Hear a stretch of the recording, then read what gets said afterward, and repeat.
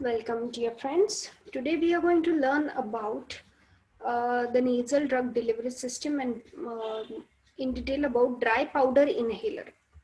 So, a dry powder inhaler is a type of inhaler which is commonly used to deliver the medications such as inhaled corticosteroids into the lungs. The drug is either in a capsule or it is placed inside the inhaler itself.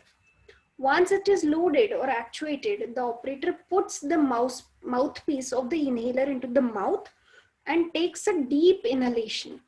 This inhaler is breath activated. The medication is released only when you take a deep, fast breath in through the inhaler. This is different than a metered dose inhaler that pushes the medication into the lungs. Example of dry powder inhalers include Advair Discus, Esmanex, Pulmicort, Flexhela. The dry powder inhalers, they are typically formulated as one phase solid particle blends. The drug with particle sizes of less than 5 micrometer is used.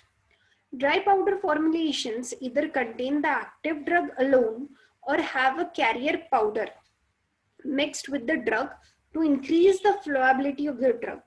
For successful delivery of drug particle into the lung, the particle size, it has to be controlled and it should be less than 5 micrometers. The advantage of this system is it is propellant free, it less needs patient coordination, less formulation problems occur. Dry powders are at low energy state, which reduces the rate of chemical degradation. The disadvantage of this method is it depends on patient's inspiratory flow rate and profile. Device resistance and other design issues are there. It has got greater potential problems in dose uniformity. It is more expensive than pressurized meter dose inhalers.